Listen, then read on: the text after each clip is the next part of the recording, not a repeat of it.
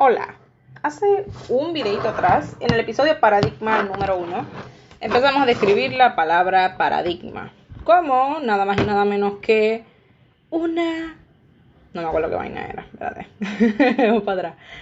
Una cosmovisión, un modelo, un patrón. Se sabe que en los 60 pues empezó el concepto de modelo y patrón, entonces pasa a cosmovisión como lo que sería entonces un aspecto integral, ¿verdad? Que incluye la religión, la moral, la filosofía, la política. Existe la posibilidad de una disonancia cognitiva y también existe la posibilidad de que el paradigma ya no sea visto como decía Platón, ¿verdad? Que era un concepto divino a partir de pues, cosas que se creaban en la tierra para los dioses y así sucesivamente, sino que Foucault entonces se vuelve Michel Foucault, entonces habla sobre la paradigma como un concepto o un término epistemológico, o sea, lo meta a la ciencia, y entonces empieza a hablar los otros eruditos y otras palabras. Hablamos de Kuhn, que Kuhn, pues en el 71 hace una definición súper guay de la paradigma como una práctica, un conjunto de prácticas y saberes que definen una disciplina científica durante un periodo de tiempo específico. Así que, nada, soy Dani Pérez, esto es Saludos en Salud, la clase de la doctora Ada Middelre Alemán, again. Yo estoy discutiéndolo bien yo, ¿verdad? Ella tiene su forma profesional y oficial de hacerlo. Si quieres saber más información, sabes que puedes mandarme un mensaje. Y esto es Saludos en Salud. Vamos a continuar el episodio número 2 de lo que sería las paradigmas.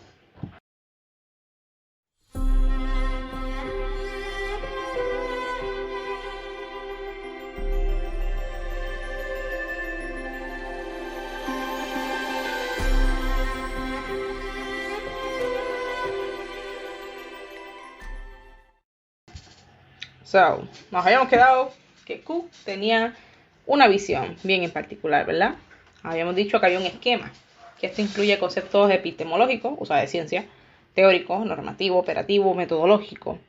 Hablaba sobre el conjunto de compromisos básicos, ¿no? Como los términos axiológicos, instrumentales, metodológicos, comparativos. Pero por alguna razón la definición axiológica como que no la definí muy bien. La profesora aquí en sus notas dice que algo axiológico se refiere a todo lo que tenga que ver con un concepto de valor que constituye una axiología, es decir, valores predominantes de una pertenencia de una determinada sociedad, ¿verdad? Que tengo la dislexia hoy al garete. El aspecto axiológico o la dimensión axiológica de un determinado asunto implica la noción de elección del ser humano.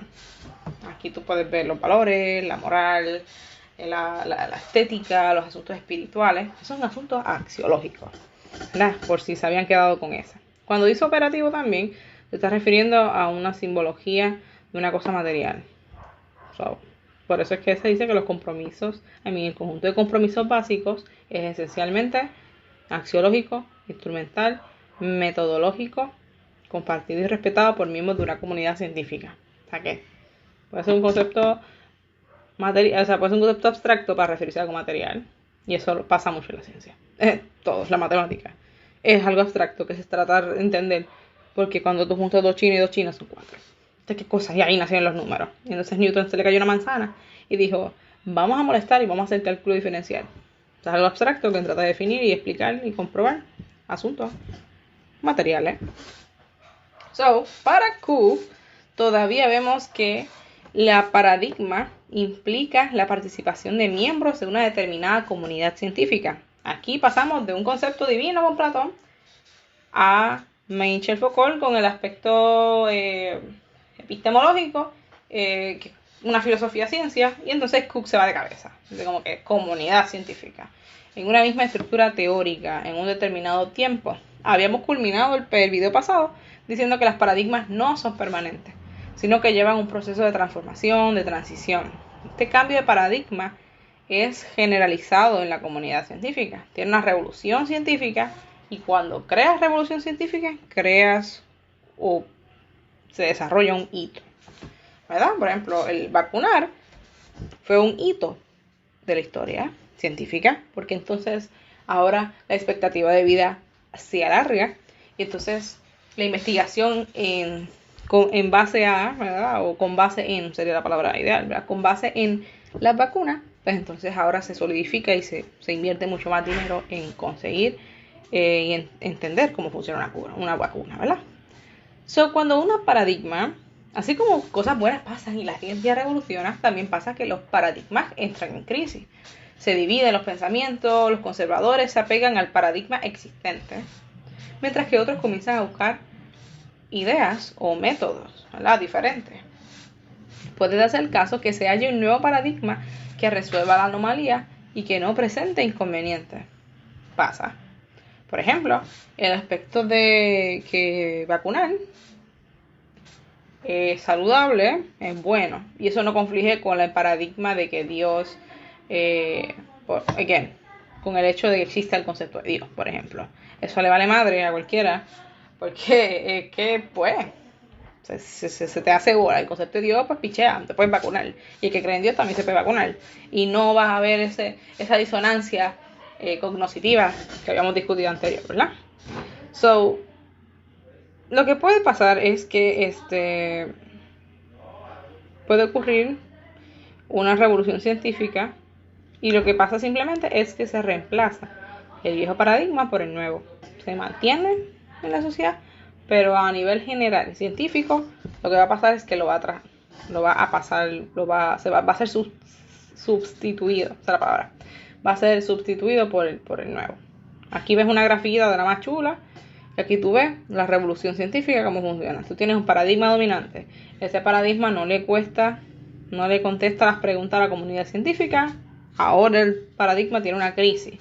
Ahora luego de eso es que sube otra vez surgiendo nuevas formas de contestar la pregunta, ya sea inventándose matemáticas, ya sea descartando posibilidades religiosas. Y crea un nuevo paradigma dominante. Y así sucesivamente es como funciona la ciencia. Ese nuevo paradigma en algún momento va a ser la paradigma dominante y va a tener una crisis y va a haber algún científico o científicos o instituciones que se van a asegurar de tratar de contestar esa pregunta. En algunos casos, tratan de contestarla simplemente reafirma lo anterior, pero en algunos casos puede ser que ocurra que nos veamos en pie con una nueva paradigma. Y así como funciona la visión de Thomas Kuhn en relación a la definición de paradigma. Bien sencilla, bien estructurada. Ya dimos la definición de paradigma, ya dimos la definición de cosmovisión y explicamos que pues este man pues funciona de esta manera. ¿Cómo entonces la paradigma la aplicamos a salud? O más bien, ¿cómo la aplicamos primero en educación? Es bien sencillo. La paradigma nace junto con la psicología, ¿verdad? No es que nace, ¿verdad? Pero, ¿cómo te digo? Que se empieza a ver las muestras de este término de paradigma cuando nace la psicología, cuando se empieza a estudiar la educación, o por no tanta educación, sino el comportamiento humano, que hay entonces que está el conductista, el cognitivista, o el cognoscitivo, como ustedes quieran, el sociocultural, ¿verdad? Todos estos tipos de teorías de aprendizaje, de conducta o teoría de conducta, que nacen en principios del siglo XIX, mediados del siglo XIX, principios del siglo XX, pero el paradigma está en todo ese momento, ¿verdad? La forma de... es que el paradigma no es un tema, el paradigma simplemente es como que una mentalidad. Por ejemplo, que estoy tratando como de explicarlo, pero yo misma me hago bolas, por eso es que no podemos hacernos bolas. Por ejemplo, vamos a un ejemplo bien sencillo. Vamos a coger a Thorndike, a Watson y Pavlov, que son mis favoritos. Yo soy conductista de raja de cabeza, tengo que aprender a hacer educación de otra manera. Pero es que a mí me criaron conductistas y me funcionó. Pues para mí funciona. Porque estos hombres eran conductistas de cabeza. Especialmente Pavlov y este tío. Esa gente eran bien, como digo, o sea, de estímulo-respuesta. Esa es la forma de ellos ver. Y ese es su paradigma. El paradigma y el objeto de estudio era la conciencia. Y ellos decían que la conciencia pues trabajaba con una serie de estímulos y tú le das la galleta, el perro saliva, la campana, el perro saliva y pues tú sabes. Todo lo que hay intermedio entre el estímulo y la respuesta son estímulos neutros que entonces pues Ya yo lo asocié con que fuese un estímulo legit. Por ejemplo, también en 1920, para eso, ahí tú puedes ver que el objeto de la conducta, el objeto de los 20 era el conductismo. Ahí está el conductismo de cabeza. El objeto de estudio en el conductismo en los 20 en Estados Unidos era la conducta. El estudio de la psicología en 1879, en el siglo XIX, era la conciencia, era lo que estaba dentro del cacumen. A los del conductismo no le importa un pito lo que era la conducta interna, el inconsciente y toda esta vaina. Bueno, a ellos no les gusta eso. Ellos decían, no, es que nosotros somos animales. Nosotros nos da esto y nosotros respondemos a este estímulo. Y verdad, eso es prácticamente lo que está diciendo ahí. Un ejemplo también en el 55, tú puedes ver cómo hay esta revolución cognitiva, y es que entonces ahora el objeto de estudio se centra prácticamente en procesos mentales. Vuelve otra vez al interior. Estaba la conciencia, luego pasa la conducta, ¿viste? Como nuevo paradigma, entonces procesos mentales. Y entonces en los 2000 vemos como la revolución nueva que hay es la revolución de la mente, que ahí es cuando entonces tú puedes ver que el objeto de estudio pasa de ser el proceso mental a la inteligencia colectiva. Cómo podemos trabajar en grupo, cómo el trabajar en grupo nos funciona a nosotros. Y ahí tú puedes ver, por ejemplo, el concepto de la nube. Es que ya no necesito aprenderme de todo, porque ya Google se lo sabe, o porque hay muchas bases de datos. Pues entonces mi trabajo, mi forma de pensar va a ser más como cómo en grupo puedo resolver un problema y a dónde tengo que ir para buscar la información. ¿Viste? Ya como que suena diferente. Y ahí tú puedes ver cómo en la educación ese paradigma se va desarrollando, ¿verdad? En el próximo capítulo vamos a darle más caña a lo que sería la paradigma en la educación. Ya hablamos y vamos a estar hablando más a fondo, un poquito más, sobre estas distintas ramas del saber, ¿verdad? Especialmente el conductismo, especialmente vamos a hablar un poquito de los experimentos, ¿verdad? Que son un poquito creepy, los de condicionamiento, vamos a hablar un poquito de bandura, y de igual manera vamos a hablar sobre lo que sería los 4 conceptos de, ay mi madre, de bandura, de la teoría de aprendizaje social, de estas cosas, que es súper importante y súper interesante. Así que vamos a hablar también de 2 o 3 gatos más, pero bien por encima, en verdad, no nos vamos a ir muy a fondo. Y eso sería prácticamente todo lo que tengo de paradigmas. Y con relación, vamos a hacer el último link, que es que ya sabes qué es paradigma, ya sabes qué es cosmovisión, ya sabes que en la ciencia, paradigma tiene una definición distinta a lo que dice Google. Y también tienes que saber cómo ese concepto de paradigma se transmite y se presenta en la psicología y se presenta en la educación. Y eso finalmente, cuando tú entiendas la parte educativa de la paradigma, entonces puedes aplicar salud. Porque dependiendo del paradigma en el que estés parado, pues vas a poder dar la clase, ¿verdad? Puede ser que tú creas en las vacunas, puede ser que tú no seas muy pro vacuna, o puede ser que seas un anti-vaxxer.